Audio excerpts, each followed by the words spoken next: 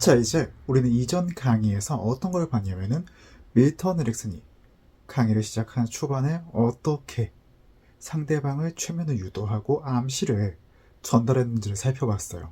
시작하자마자 트로이즘을 사용해서 의식무의식 해리 기법을 사용하고 그 다음 오늘 여러분들이 여기서 체험하는 경험들은 여러분들 인생을 바꾸는 그러한 경험이 될 겁니다.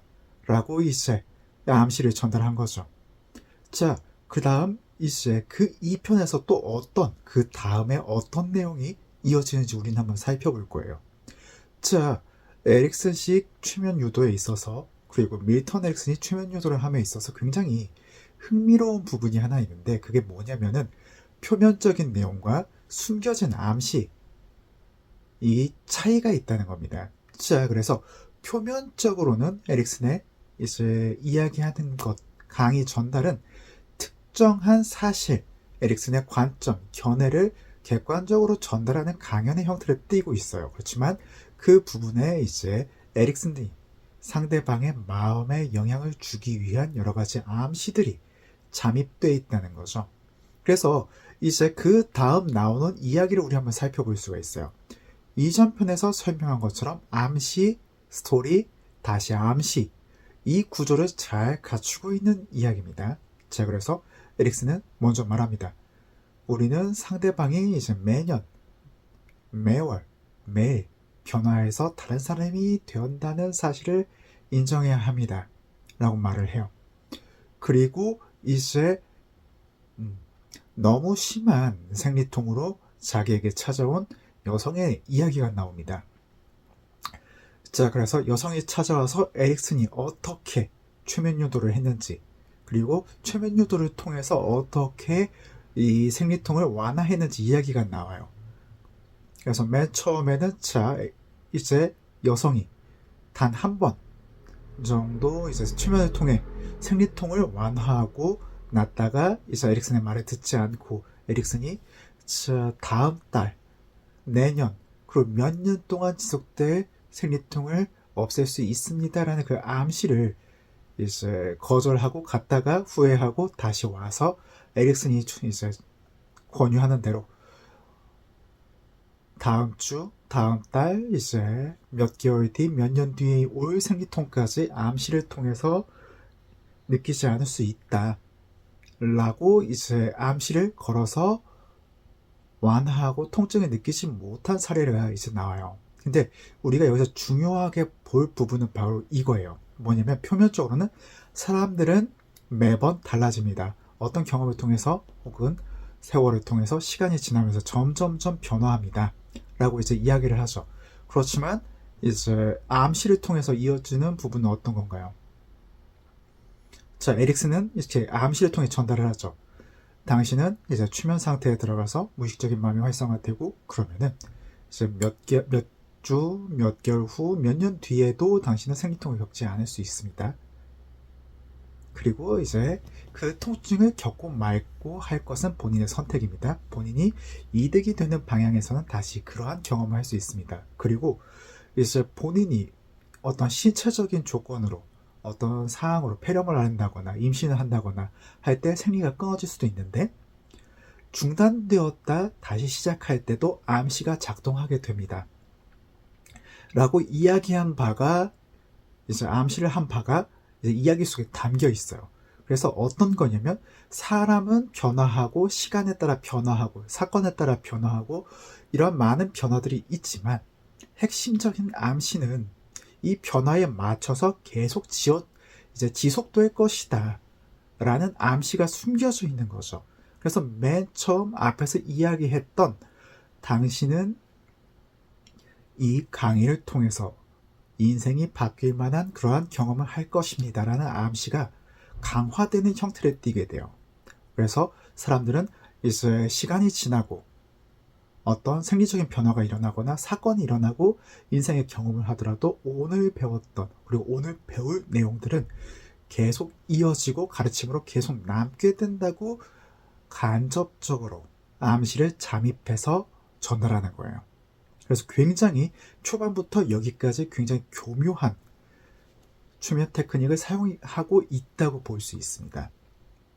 그리고 그 다음 편 이제 로버트의 이야기가 나와요.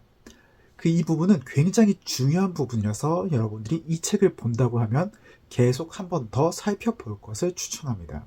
왜냐하면 밀턴 에릭슨의 기본적인 최면유도 구조, 정확히는 암시를 전달하는 구조가 바로 이 이야기 속에 그대로 담겨 있어요. 우리가 맨 먼저 살펴볼 부분은 이거예요. 표면적인 암시, 자, 상대방의 고통을 그대로 인정하고 받아주고 허용한 다음 주의를 분산시키고 새로운 고통에 대한 새로운 틀을 짜면은 고통을 완화하고 고통을 잊게 하고 이렇게 만들 수 있습니다.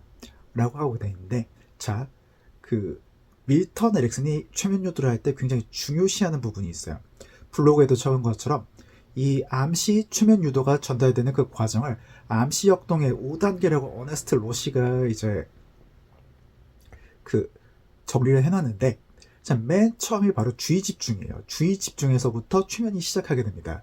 그런데 이제 옛날에도 많은 사람들이 많은 최면가들 주의 집중이 굉장히 중요하게 여겼기 때문에 뭐 크리스탈볼을 보게 한다거나 그래서 불꽃을 보게 한다거나 아니면 한 점을 응시하게 한다거나 했는데, 밀턴 에릭슨이 발견한 바는 그런 것보다 내면의 심상이나 아이디어, 감각 이런 부분에 집중하는 게 더 빠르게 트랜스를 유도한다는 점이었어요.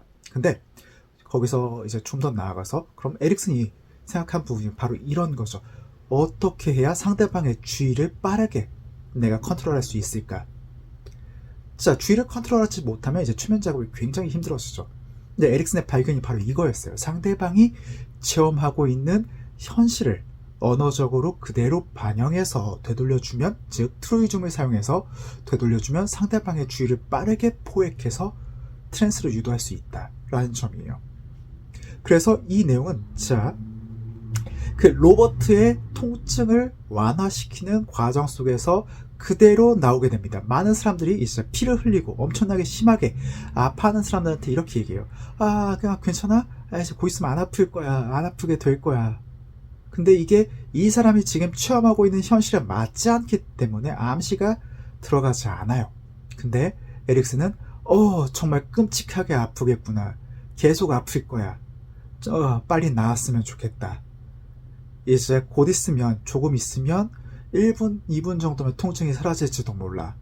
뭐냐면은, 자, 어린 아이가 지금 체험하고 있는 현실을 언어적으로 그대로, 즉 트루이즘을 사용해서 그대로 반영해서 주의를 자신의 말에 집중시킨과 동시에 트루이즘으로 활용해 들어가서 이제 암시를 전달할 수용성, 빈틈을 만들어낸 거예요. 정말 아프겠다. 끔찍하게 아프겠구나. 계속 아플 거야. 빨리 나았으면 좋겠다. 그래서 이 굉장히 간단해 보이는 구조지만 밀턴 에릭슨이 이 강의 초반부터 시작하는 암시 전달의 구조가 바로 여기서 핵심적으로 드러나고 있죠. 그래서 표면적으로는 이렇게 상대방의 고통을 그대로 인정을 한 다음, 자, 이렇게 되면 어떤 일이 발생하냐면 로버트의 주의를 에릭슨이 언어적으로 컨트롤할 수 있게 됩니다. 그렇기 때문에 이 컨트롤한 주의를 방향을 다른 방향으로 옮기면 이제 여기서 나온 것 같은 고통의 재도식화가 가능해지는 거예요. 자, 이제 바로 암시가 입력이 됐어요. 이제 로버트의 고통을 언어적으로 그대로 되돌려줘서 조금 있으면 안 아프게 될 거야. 시간이 지나면 아프지 않게 돼요. 근데 거기서 더 나아가서 자, 이제 리프레이밍을 하는 거죠. 자, 얼마나 찢어졌는지 볼까? 피가 무슨 색이지? 굉장히 건강한 빨간색이구나. 굉장히 건강한 빨간색. 이건 굉장히 중요한 일이야. 일종의 혼란 기법입니다. 이 역시. 그래서, 뭐지? 이게 정말 중요한 건가? 하고 주의가 집중이 되면은, 이제 일시적으로 통증을 잊게 돼요. 이거는 다른, 이제, 만성 통증을 느낀 사람들한테도 사용하는 일종의 심리 기법이기도 합니다. 그 다음 다시 이제 리프레이밍에 들어가게 되죠. 야, 이거 보니까 너 이걸 꼬매일 것 같은데 네 동생이나 네 누나보다는 덜 꼬맬 것 같아. 근데 그래도 이제 한번 잘 그 순간을 관찰해봐. 얼마나 더 많이 꼬맬 수 있는지 관찰해봐. 자, 잘 관찰해봐. 뭐냐면 이 작업에만 집중하기 때문에 이제 통증을 잊어라. 이러한 부분은 암묵적으로 그대로 가게 되는 거예요. 그렇기 때문에 맨 처음 여기서 핵심이 되는 부분인 자, 상대방의 현실을 그대로 인정하고 반영하고 그래서 되돌려주는 이게 아주 강력하게 암시로 작동하게 된다는 점이죠. 그렇기 때문에 이제 어떤 다른 최면 기법들 굉장히 많이 나옵니다. 분리, 해리, 이데오 다이나믹, 어떤 이제 이중 구속. 그런데 이제 우리가 가장 먼저 파악하고 살펴봐야 할 부분은 바로 이 로버트 사례에서 발견할 수 있는 밀턴 에릭슨이 어떻게 상대방의 마음에, 무의식적인 마음에 암시를 전달할 수 있나, 이 구조인 거예요. 그래서 이 로버트 파트는 밀턴 에릭슨이 어떻게 암시를 사용하나를 이해할 수 있는 굉장히 중요한 부분이기도 합니다.